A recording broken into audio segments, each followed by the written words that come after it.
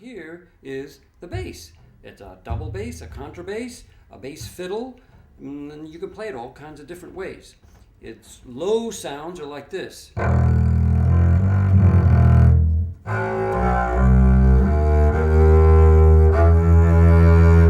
Sometimes I vibrate just like a singer does. All the instruments do a little bit. Here's without vibrating. That's with the sound with vibrating. Now in a middle range, sound like that. Getting up higher, middle C is very high on the bass.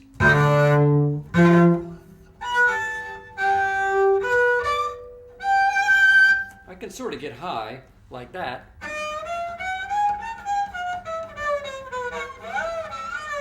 I can do some funny sounds too. John, how about a lion?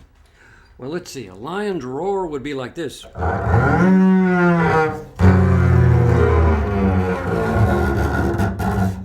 Ooh, that's a good lion. What instead of just a lion, how about a lion going through the jungle very quietly?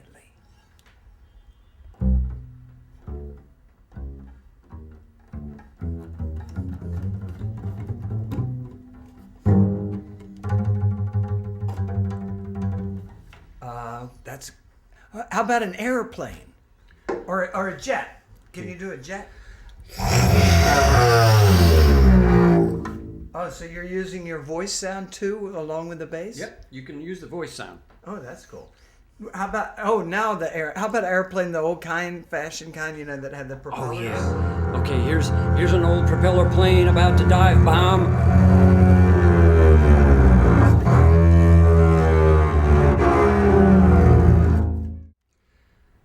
Now for percussion.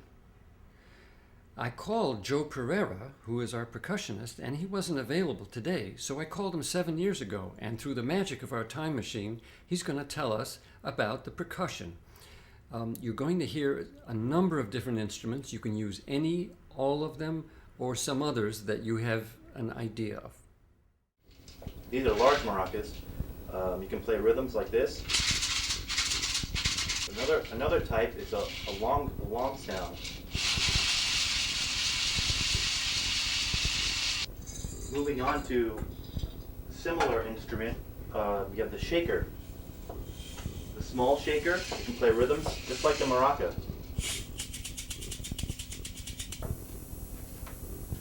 Another instrument, different kind of instrument, claves. Two wooden sticks, which we play this way.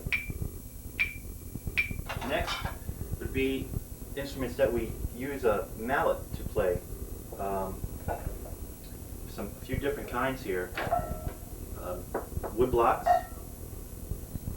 which you can either use a xylophone stick, smaller sound. Those are made out of wood. We have metal instruments, cowbell. Similar idea, we can use a drumstick, use our hand to muffle.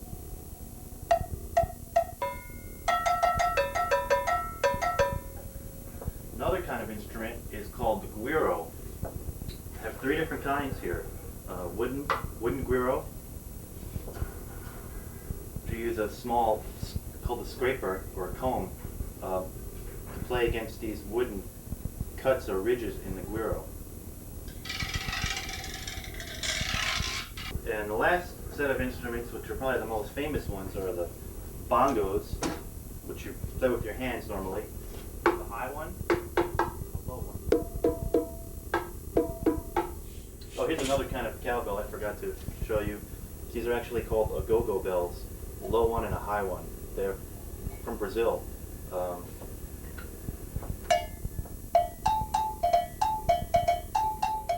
going back to the drums now, last one is called the conga. It's basically a bigger version of bongos. It has bigger sound, you can get lower.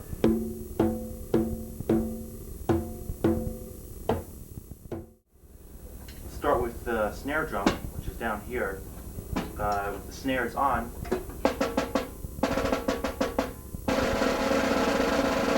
can do a roll roll.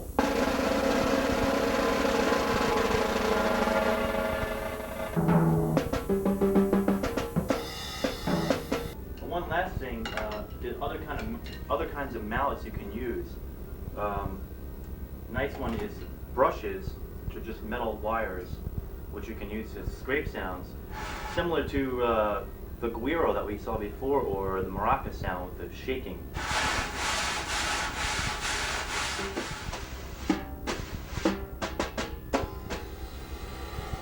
And the last one is the very soft yarn mallets, which are very good on cymbals, actually. You get a really nice long sound.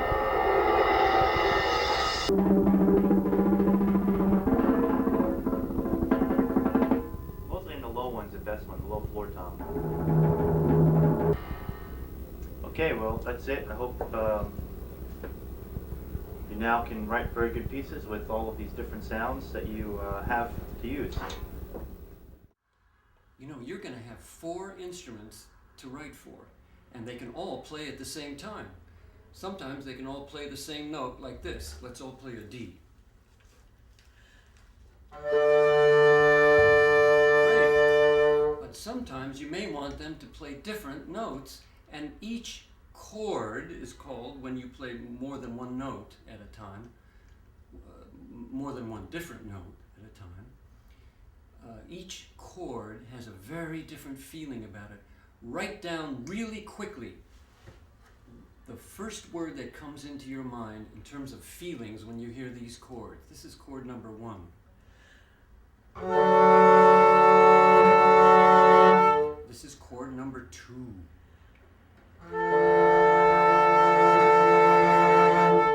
Okay, this is chord number 3. And this is chord number 4.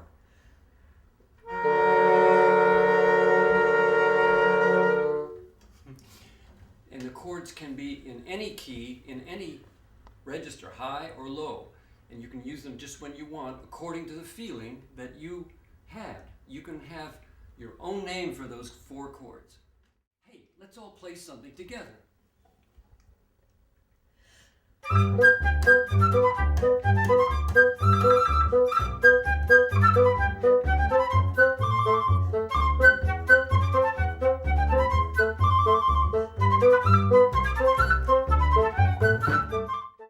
Well, you've heard all those instruments now. How are you ever going to write a piece?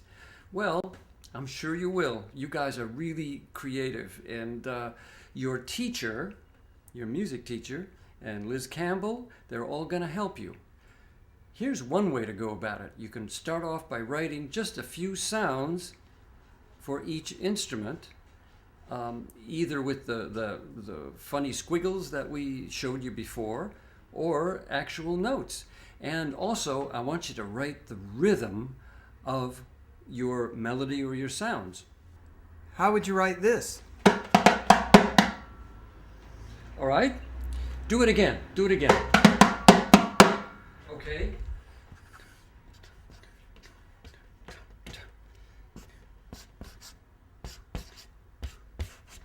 That's your rhythm. We can do that for you, but you have to do it the same way about 2 or 3 times before your teacher's going to be able to write it down for you, okay? No fooling around. So Joe will know how to play that? Absolutely, he will, but you got to tell him the instrument and how to play the instrument too. And you can finish up your piece when we get there, so you can like fine tune it, you know what I mean? So I don't have to have the whole thing before you guys get here. No, you don't have to have the whole thing. Just an idea. It would be great to have a title for your story, if you got a story, or else the opening melody, or else just the sounds collected for each instrument. Okay? So remember what I was saying, your teachers can help you write down what you're hearing in your inside of your own ear for each of the instruments, the 4, actually 5 instruments, including the banjo, and 6 if you want to include yourself. You write, I would say, anywhere from 2 to 4 sounds to start off with, and then you can start telling your story. Okay? So when we get there, we'll have a lot of fun. So bye for now. This is John Deek with the Philharmonic And Bill Gord, we look forward to working with you.